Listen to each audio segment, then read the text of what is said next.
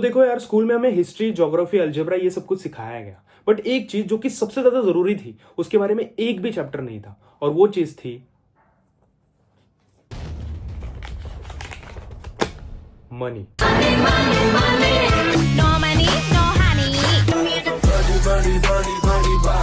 हमारे किसी भी टीचर ने हमें कभी ये नहीं सिखाया कि पैसे कैसे कमाए जाते हैं, पैसे कैसे ग्रो करे जाते हैं और पैसे कैसे मल्टीप्लाई किए जाते हैं। इसी वजह से मैक्सिमम लोग इस फाइनेंशियल ट्रैप में फंस जाते हैं। जॉब, ईएमआई, टैक्स और कभी ना खत्म होने वाले एक्सपेंसेस। ये सिर्फ कहावत नहीं है, ये अब रियलिटी बन चुकी है। और ये डिफरेंस ना सिर्फ इस वजह से है क्योंकि अमीर इंसान और गरीब इंसान दोनों पैसे को अलग अलग नजरिए से देखते हैं। और इसी डिफरेंस को समझने के लिए आज हम लोग डिटेल ब्रेकडाउन करने वाले हैं रिच डैड पुअर डैड का, जिसे लिखा है रॉबर्ट कियोसाकी ने। अब रॉबर्ट कियोसाकी जो रिच डैड पुअर डैड के राइटर है, और उनके पास भी दो अलग अलग पर्सपेक्टिव थे और उन्होंने इसे एक कहानी के फॉर्म में समझाया। एक है उनके रियल फादर जो है पुअर डैड, और दूसरे उनके बेस्ट फ्रेंड के फादर जिन्हें वो मेंशन करते हैं as a mentor rich dad. Poor dad की यहाँ पे एक फिलॉसफी होती है, अच्छी पढ़ाई करो, अच्छी नौकरी करो, सेफ रहो। और वहीं पर रिच डैड की ये फिलॉसफी होती है कि पैसे के लिए काम मत करो, उल्टा पैसे को अपने लिए काम पर लगाओ। आपको इस बात को समझना पड़ेगा कि ये रिच डैड पुअर डैड एक कहानी नहीं है,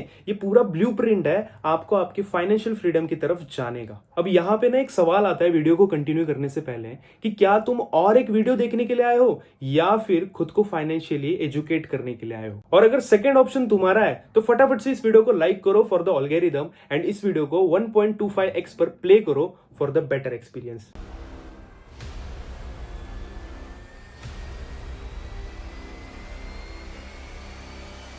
point number 1, why saving alone won't make you rich. बचपन से हमें यह सिखाया गया है कि बेटा पैसे बचाना बहुत ज्यादा जरूरी होता है, लेकिन रियलिटी तो यह है कि सिर्फ सेविंग्स आपको कभी भी अमीर नहीं बना सकती है। हमारे जो इंडियन घर होते हैं ना, उसमें पैसे बचाने की फिलॉसफी एक तरीके से फाइनेंशियल कल्चर बन चुका है। बचपन से ना हमें यह सुनने मिलता है कि बिजली बंद करो, पानी वेस्ट मत करो, चावल का एक दाना भी नहीं छूटना चाहिए। नो डाउट ये हैबिट्स हमें डिसिप्लिन तो सिखाती है, बट एक बहुत बड़ी फाइनेंशियल प्रॉब्लम क्रिएट कर देती है। हम नेचुरली पैसा बनाने की जगह पे सिर्फ बचाने पे फोकस करते हैं। सारी मिडिल क्लास फैमिलीज का एक ही सबसे बड़ा प्रॉब्लम क्रिएट हो जाता है कि उनकी फाइनेंशियल एजुकेशन सिर्फ सेविंग तक लिमिटेड रह जाती है। पैसे इन्वेस्ट कैसे करें, वेल्थ को कैसे ग्रो करें, मल्टीपल इनकम सोर्सेस कैसे बनाएं, इन क्वेश्चंस को कभी हम अपने घर पे डिस्कस करते ही नहीं है। हम ना हमारे पेरेंट्स को ये करते हुए देखते आए कि वो पैसे कमाते हैं और उसके बाद एफडी, पीपीएफ या फिर गोल्ड में सेव करके रख देते हैं। मुझे एक बात बताओ, अगर सेविंग करके ही कोई अमीर होता तो इंडिया में हर दूसरी फैमिली करोड़पति होती। लेकिन तुम रियलिटी को देखो तो जितने भी सारे वेल्दी लोग हैं ना, वो पैसे को सेव नहीं बल्कि इन्वेस्ट करके वहां तक पहुंचे हैं। क्योंकि एक इंडियन एवरेज आदमी जो कि सिर्फ और सिर्फ सेविंग पर फोकस करता है, तो उसका पैसा आगे जाके कहीं ना कहीं पे इन्फ्लेशन खत्म कर देता है। आज अगर आपके पास 10 लाख रुपए सेविंग में पड़े हुए हैं ना, तो वो सिर्फ 10 सालों में 5 से 6 लाख रुपए जैसे फील होने लगेंगे। क्यों? क्योंकि इंडिया में महंगाई उस तेजी से बढ़ रही है। पहले जो चीज 10 रुपए में मिलती थी, आज उसकी प्राइस 100 रुपए हो गई है, और जो चीज 100 रुपए में मिलती थी, आज उसकी प्राइस 500 हो गई है। यहाँ पे जो अमीर लोग होते हैं ना, वो इसी चीज को थोड़ा सा डिफरेंटली करते हैं। जहां पे एक मिडिल क्लास आदमी पैसा कमा के उसे सेविंग्स अकाउंट में डालता है, वहीं पे एक अमीर इंसान उसी पैसे का यूज करता है एसेट्स खरीदने के लिए, जो उसे और पैसा बना कर दे। और ये एसेट एग्जैक्टली होते क्या है, तो इसे हम लोग आगे वीडियो में डिस्कस करने वाले हैं। बट अभी मैं आपको इसका एक शॉर्ट एग्जाम्पल देकर आपको क्विकली समझा देता हूँ। मान लो अगर आप सिर्फ आज 10,000 रुपए SIP में डाल देते हो, जो कि आपको 12% रिटर्न दे रहा है, तो ये 20 साल बाद 1 करोड़ से भी ज्यादा अमाउंट बन जाएगी। और 30 सालों में ये 3.5 करोड़ और 50 सालों में 39.4 करोड़। इसे ना मैंने एक सिंपल फॉर्मूला से कैलकुलेट किया है, जो अभी आप अपने स्क्रीन पर देख रहे हो। मान लो अगर आप नॉर्मल मिडिल क्लास फैमिली जैसे 10,000 रुपए अगर आप FD में डाल देते हो, तो पता है उसकी वैल्यू कितनी होगी? इन्फ्लेशन की वजह से उसकी वैल्यू गिर के 20 सालों में 2,901 रुपीज हो जाएगी और 50 सालों में सिर्फ 453 रुपीज हो जाएगी। अभी आपके सामने इन्फ्लेशन रेट का फॉर्मूला आ रहा होगा, जो कि ये बताता है कि कैसे इन्फ्लेशन आपके पैसे की परचेसिंग पावर को ओवर द पीरियड ऑफ खत्म कर देता है। अब आप समझ चुके हो कि आपके लिए सेविंग से ज्यादा इन्वेस्टिंग क्यों इंपॉर्टेंट है। तो दोस्तों, वीडियो में आगे बढ़ने से पहले मैं आप लोगों के लिए एक बहुत इंपॉर्टेंट अपडेट देना चाहता हूं कि अगर आप मेरे साथ पार्ट टाइम में वर्क करना चाहते हो और मंथली बेसिस पे 20 से 25 रुपए आप कमाना चाहते हो, तो नीचे मैंने व्हाट्सएप का लिंक दे रखा है, उसके ऊपर आप क्लिक कर सकते हो और सीधा आप मुझे व्हाट्सएप पे हाई मैसेज कर दो। उसके बाद मैं आपको पर्सनली बताऊंगा कि किस तरीके से आप सोशल मीडिया का यूज करके बहुत अच्छी और डिसेंट इनकम आप ले सकते हो और खुद को भी और अपने फैमिली मेंबर को भी फाइनेंशियली सपोर्ट कर सकते हो। तो कुछ छोटी टेस्टिमोनीज मैं आपके सामने प्ले करता हूं। अगर कोई भी व्यक्ति डेली का 2 घंटा निकाल करके इस प्रोसेस पे काम कर लेगा, वो फेल हो ही नहीं सकता सर। उसको नौकरी करने की जरूरत नहीं पड़ेगी, ये लिख के दे सकता हूँ सर। जिस दिन मेरा फर्स्ट पे आउट आया था सर, उसी दिन मैंने जो है रिजाइन डाला कि सर मेरे ओनली आज 10 डेज हुए हैं सर, 10 दिनों में मेरी 52,500 रुपए की अर्निंग, लगभग सैलरी के डबल की इनकम मैंने अर्न कर ली थी यहाँ पे। और जब भी मेरा अप्रेजल आया तो मैंने सोचा कि छोड़ो, मुझे जॉब नहीं करना है, अभी मैंने जॉब रिजाइन कर दिया है। अब जब मैंने 3 महीने कंसिस्टेंट बेसिस पे यहाँ से 1 लाख प्लस की अर्निंग की, तब जाके मैंने जॉब छोड़ने का डिसाइड किया कि इस लेवल का सपोर्ट पूरे भारत के अंदर कहीं भी नहीं है, किसी भी बिजनेस में नहीं है, मैं तो ये बोलूंगा। एक अच्छी खासी स्किल सीख सकते हो, उसके साथ साथ अपने लाइफ में एक बहुत बड़ा पॉजिटिव इम्पैक्ट लाओगे, जिससे कि आप फाइनेंशियली फ्री हो जाओगे। बहुत अच्छा सपोर्ट है सर यहाँ का। और जो शाम को 7 बजे जो आपका करना जो डेली वेबिनार का जो सपोर्ट है वो कहीं नहीं है। Amazing amazing guys, very proud of you, keep growing.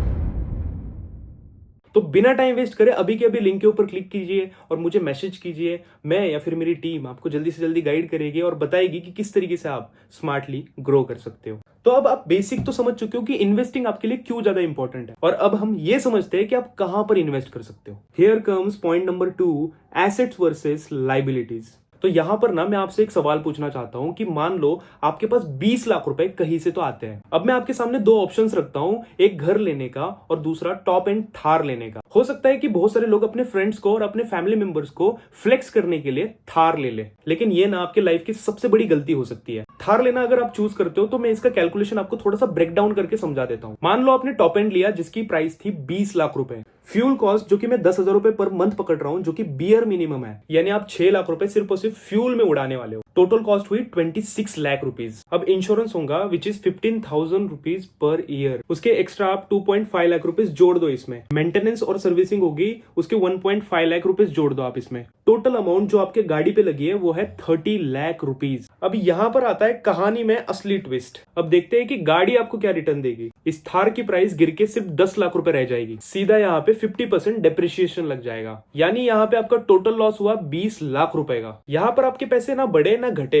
वहीं पे वापस आ गए बस अपना टाइम वेस्ट करके। अगर मान लो आप वहीं पर 20 लाख रुपए की कोई प्रॉपर्टी लेते, उसका रेंटल इनकम होता करीब करीब 15,000 रुपए महीना, यानी 5 साल में 9 लाख रुपए निकल के आ रहे हैं सिर्फ रेंटल इनकम से। अब उसके बाद प्रॉपर्टी की वैल्यू भी बढ़ेगी 5 साल में। अब इस प्रॉपर्टी की प्राइस होगी 28 लाख रुपीज। तो टोटल पैसे जो आपकी इस प्रॉपर्टी से बने वो है 37 लाख रुपीज, यानी कि आपने यहाँ पे 17 लाख रुपए कमाए बिना कोई टेंशन लिए, सिर्फ सही जगह पे इन्वेस्ट करके। ये एसेट वर्सेस लायबिलिटी का बहुत अच्छा एग्जांपल था। घर आपके लिए एसेट था और कार आपके लिए लायबिलिटी थी। अब ये तो था सिर्फ और सिर्फ बेसिक डिफरेंस। अब इसे थोड़ा सा एडवांस लेवल पे लेके जाते हैं। अब ये भी चीज ना हमारे मिडिल क्लास फैमिली में बहुत बार सिखाई जाती है कि बेटा घर लेना सबसे बड़ी इन्वेस्टमेंट है हमारे लिए। लेकिन आपने कभी ये सोचा है कि इन्वेस्टमेंट तो वो होती है ना जो कि हमें पैसा लाके दे, जो सिर्फ पैसे लेती है वो तो एक लायबिलिटी हुई। हमारी ये जो भोली भाली मिडिल क्लास फैमिलीज है ना, वो लायबिलिटीज को भी एसेट समझ बैठती है, और वहीं पर ये अमीर लोग इस गेम को समझ चुके हैं। अगर आपका घर मंथली EMI, मेंटेनेंस, टैक्स और रिपेयर का खर्चा बन रहा है तो आपका घर किसी भी एंगल से इन्वेस्टमेंट नहीं है, वो एक लायबिलिटी है। जिस घर में आप अभी रह रहे हो उस घर को कभी भी आप इन्वेस्टमेंट नहीं बोल सकते। एंड इसी वजह से जो अमीर लोग होते हैं वो रेंटल प्रॉपर्टी में इन्वेस्ट करते हैं जो उनके लिए cash flow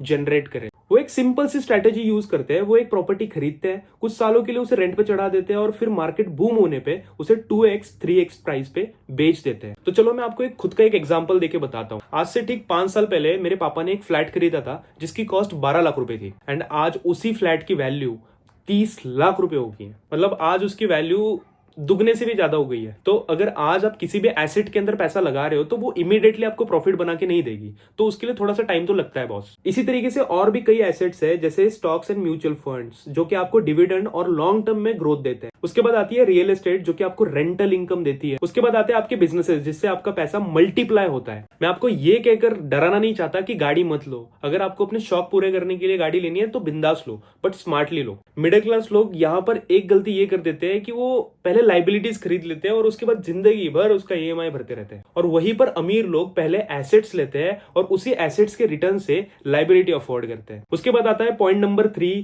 earn, invest and re invest. आज हम में से मेजोरिटी लोग एक ब्रोकन साइकिल फॉलो करते हैं। कमाओ, उड़ाओ और जो बचा है उसे सेव करो, विच इज ऑलमोस्ट नथिंग। इसका रिजल्ट अगर आपको देखना है तो यहाँ पर आके पुणे, मुंबई, दिल्ली, बैंगलोर जैसे सिटी में आकर आप देख सकते हो। सबकी यहाँ पर लाइफ पेचेक टू पेचेक होती है। सबको ना यहाँ पे स्ट्रेस और फाइनेंशियल इनसिक्योरिटी होती है। सबको यहाँ पे महीने के 5 तारीख को EMI भरने की टेंशन होती है। लोगों की यहाँ पे सैलरीज तो बढ़ी है, बट सैलरी के साथ साथ लोगों के एक्सपेंसेस भी बढ़ने लगे हैं। हम मिडिल क्लास लोगों का माइंडसेट ही ऐसा होता है कि जब हमारे पास पैसा नहीं होता तब हम रोते रहते हैं, और जब हमारे पास पैसा आ जाए तो उसे फटे तक एंजॉय करते हैं, इतना ज्यादा एंजॉय करेंगे कि अगर उसके लिए लोन भी लेना है ना तो ले लेंगे। लेकिन एक चीज जान लो कि जो मैंने ये साइकिल आपको बताई, ये कभी भी आपको फाइनेंशियली सिक्योरिटी दे ही नहीं सकती। क्योंकि नंबर 1, सैलरी बढ़ने पे खर्चे बढ़ जाते हैं, यानी लाइफस्टाइल इन्फ्लेशन हो जाता है, नए नए गैजेट्स, एक्सपेंसिव ट्रिप्स या फिर लग्जरी शॉपिंग्स, ये आपके लिए हर दूसरे दिन की चीज बन जाती है। उसके बाद पॉइंट नंबर 2, हमारा सेविंग माइंडसेट होता है, इन्वेस्टिंग माइंडसेट नहीं। पैसा सिर्फ बैंक में या फिर बैंक एफडीज में पड़ा रहता है जिसकी कोई रियल रिटर्न्स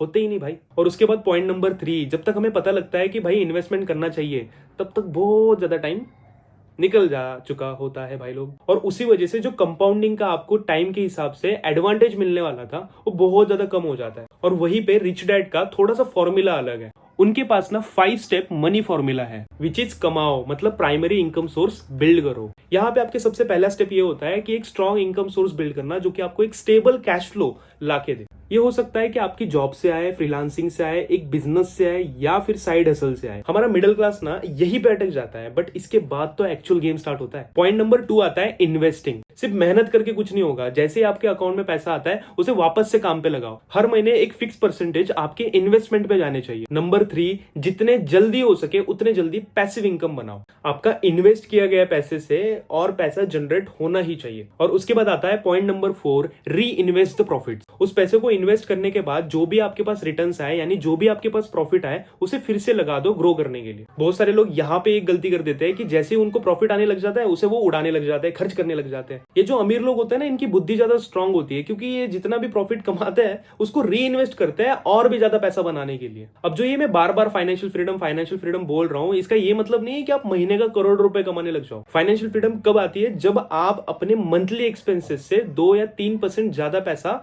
बिना एक्टिवली काम करे, बिना मेहनत करे आप कमाने लग जाओ, तो उसे कहते हैं फाइनेंशियल फ्रीडम। यानी अगर आपके मंथली एक्सपेंसेस 1 लाख रुपए है तो आपकी इन्वेस्टमेंट आपको 2 या 3 लाख रुपए कमा के आराम से दे। वो टाइम एक ऐसा होगा कि आपको टेक्निकली काम करने की जरूरत नहीं होगी। उसके बाद आपके सामने कई सारे ऑप्शंस खुल जाते हैं, क्योंकि आप अब पैसे के लिए काम नहीं कर रहे, क्योंकि आपका पैसा आपके लिए काम कर रहा है। आप चाहो तो ट्रैवल कर सकते हो या फिर एनजीओ खोल के आप लोगों की हेल्प कर सकते हो, मदद कर सकते हो, और चाहो तो अर्ली रिटायरमेंट ले सकते हो। 90% लोग रिटायरमेंट तक काम कर रहे हैं। देखो, अगर आपको काम करने में मजा आता है, खुद को बिजी रखने में मजा आता है, तो बिंदास करो यार। लेकिन एक टाइम के बाद ना पैसा आपके लाइफ में इतना ज्यादा इंपॉर्टेंट नहीं होना चाहिए। Which brings to me point number 4, the reality quick money traps.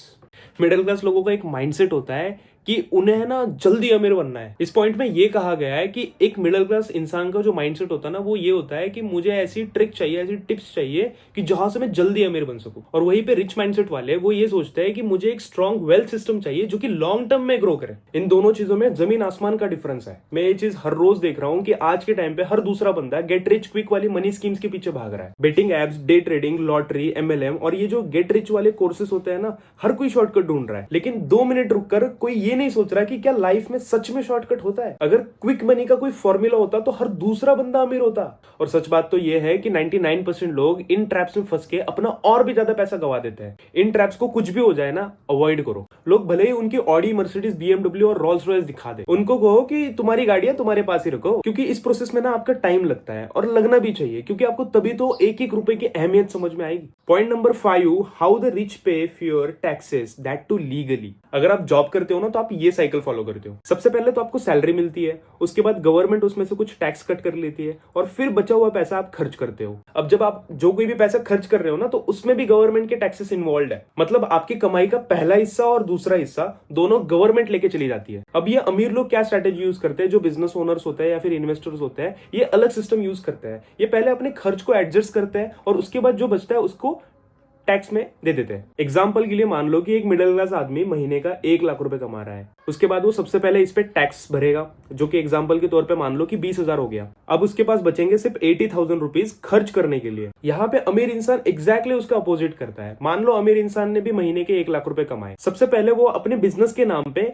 खर्च एडजस्ट करेगा, यानी कि ट्रैवल हो गया, फोन के बिल्स हो गए या फिर ऑफिस का सेटअप हो गया। अब मान लो ये पूरा का पूरा एक्सपेंस हो गया 40,000 रुपए, तो उसकी जो टैक्सेबल इनकम होती है ना, वो बन जाती है 1 lakh minus 40,000 rupees, which is 60,000 rupees. तो यहाँ पे गेम समझो कि जो नॉर्मल सैलरीड एम्प्लॉय है उसे 1 लाख रुपए पे टैक्स देना पड़ रहा था, वहीं पे वो बिजनेस ओनर 60,000 रुपए पे टैक्स दे रहा है। ये सारी बातें बताने का एक सिंपल सा रीजन ये है, आप अगर एक साइड हसल या फिर स्मॉल बिजनेस स्टार्ट करते हो तो काफी सारे खर्चे आपके डे टू डे बिजनेसेस पे होते हैं, उन्हें आप बिजनेसेस के एक्सपेंसेस के थ्रू एडजस्ट कर सकते हो। ये ना आपके वेल्थ बिल्डिंग के पार्ट को और भी ज्यादा बूस्ट करता है। उसके बाद आता है point number 6 which is escaping the rat race. अगर आप सिर्फ अपने महीने के नीड्स को कवर करने के लिए काम कर रहे हो तो मानो या ना मानो आप एक रैट रेस में फंस चुके हो, क्योंकि आप चाहो ना चाहो आपका महीना कुछ इस तरीके से दिखता है। सबसे पहले तो कमाओ, उसके बाद बिल्स या ईएमआई भरो, उसके बाद सेविंग्स जो आपके पास इनफ नहीं हो रही, उसके बाद नेक्स्ट सैलरी का वेट करो, उसके बाद इस साइकिल को रिपीट करो अगले 40 साल के लिए। आप तब तक खुद को फाइनेंशियली फ्री नहीं कह सकते जब तक आपकी पैसिव इनकम आपके एक्सपेंसेस से ज्यादा नहीं हो रही। एग्जाम्पल के लिए मान लो कि आपका मंथली एक्सपेंस 50,000 रुपए है और आपने 1 करोड़ रुपए इन्वेस्ट करे हुए हैं, जो कि बियर मिनिमम 8% आपको ईयरली रिटर्न दे रहा है, जो हो जाता है नियरली 66,000 रुपीज पर मंथ। तो आप चाहो ना चाहो बट यहां पे आप फाइनेंशियली फ्री हो चुके हो। अगर आपको भी इस चीज को ट्राई करना है तो सबसे पहले मंथली एक्सपेंसेस कैलकुलेट करो और एक नंबर निकालो कि आपको कितना पैसा इन्वेस्ट करना पड़ेगा ताकि आप बस इंटरेस्ट के थ्रू मंथली एक्सपेंस चला पाओ। और अगर आप अपने मंथली एक्सपेंसेस से 2 या 3 गुना ज्यादा पैसा निकाल पाए तो ये आपके लिए बेस्ट केस सिनेरियो हो सकता है। अब आते हैं point number 7, start small but start now. कई लोगों की ये थॉट प्रोसेस होती है कि मैं ज्यादा पैसा कमाने के बाद इन्वेस्ट करूंगा। ये एक ऐसी सोच है जो कि मिडिल क्लास फैमिलीज में सबसे बड़ा इंडिकेटर है। जिंदगी भर पैसा कमाने के बावजूद भी मैक्सिमम लोग फाइनेंशियल स्ट्रगल से बाहर आ ही नहीं पा रहे, क्योंकि उनका खुद का पैसा उनके खुद के हाथों से निकलता रहता है। यहाँ पे आप एक सिंपल सा चेंज कर सकते हो। Instead of earning, spending and then investing, do it this way, earn, invest and then spend. सबसे पहले आप कमाओ, इन्वेस्ट करो और जो बचा हुआ पैसा है उसे खर्च करो। ये आप जितने जल्दी और जितने अर्ली एज में स्टार्ट करोगे ना उतने ही जल्दी आपकी वेल्थ ग्रो करेगी। बाकी लोगों की तरह प्लीज वेट मत करना इन्वेस्टिंग स्टार्ट करने के लिए कि कभी ना कभी मार्केट क्रैश हो जाएगा तब मैं जाके इन्वेस्ट करूंगा, या फिर मुझे सबसे अच्छा पैकेज या फिर सैलरी मिलने दो तब जाके मैं SIP स्टार्ट करूंगा। ये जो आपके सारे के सारे एक्सक्यूजेस जो है ना,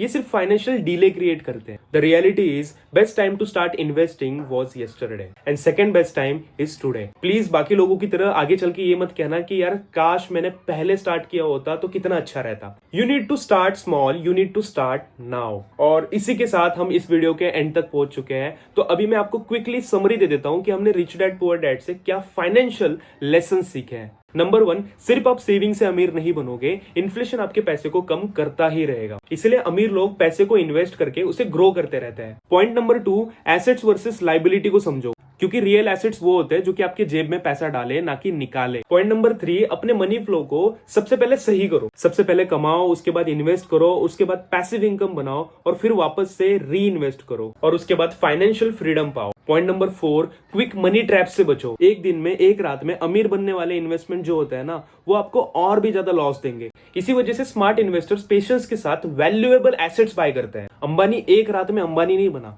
उसे अंबानी बनने में सालों लगे। Point number 5, fix your taxes. Simple सी बात है, एम्प्लॉय पहले टैक्स भरते हैं फिर खर्च करते हैं, और वहीं पर बिजनेस ओनर्स पहले खर्च एडजस्ट करते हैं और फिर जो बचता है उसके ऊपर टैक्सेस देते हैं। और जितना जल्दी हो सकता है उतने जल्दी अपनी साइड इनकम और एक बिजनेस शुरू करो। पॉइंट नंबर 6, इस रैट रेस से बचो। जब तक आपका पैसिव इनकम आपके खर्च को कवर नहीं करता तब तक आप फाइनेंशियल फ्रीडम को अचीव नहीं कर सकते।